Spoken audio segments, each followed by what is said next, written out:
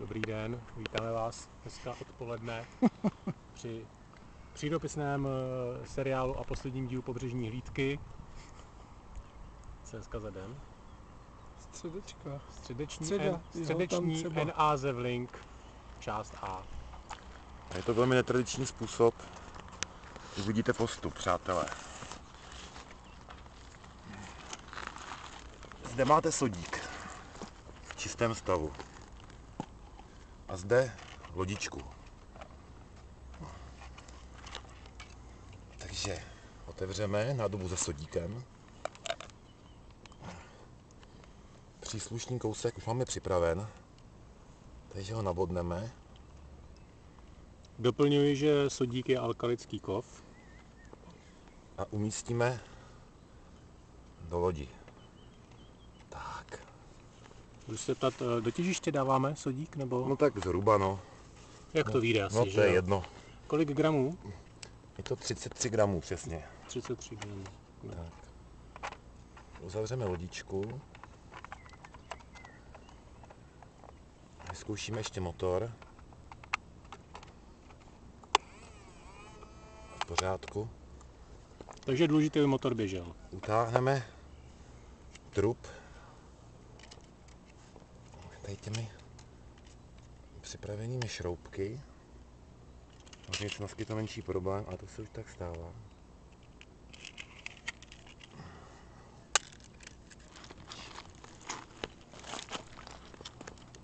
Bude asi na 2 šroubky. Jeden šroubek. A to je dole ještě.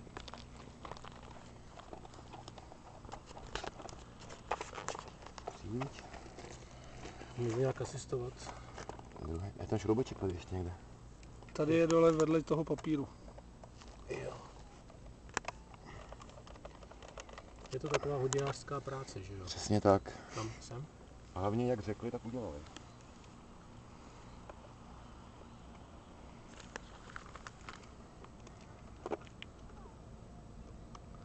Z téhle cesty asi není návratu, ne?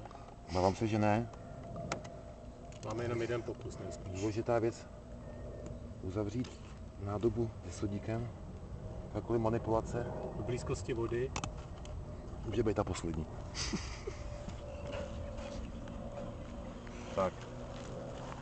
Takže teda připomínáme, že lodička má v trupu velmi důležitý a nenápadný otvor. Poprosím pana kameramana. Tak.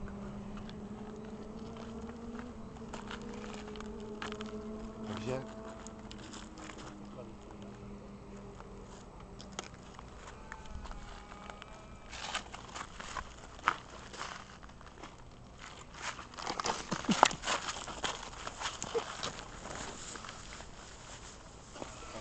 moc rychle nejde. Aspoň přitáhne si ji trošičku. Tím zoomem tady. Už se z ní kouří. Tyhle to nejde Jde přitáhnout. zpátky. Jak to mám? Pojď sem, pojď sem, pojď. No, Já ti zabereš. ty krávo.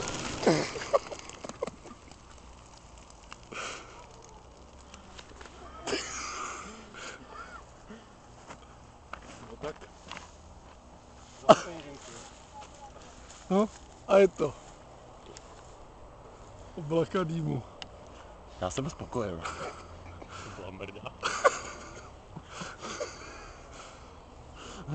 Idyletní odpoledne. A je po vodičce. No, a byla pěkná, tak už to vypni.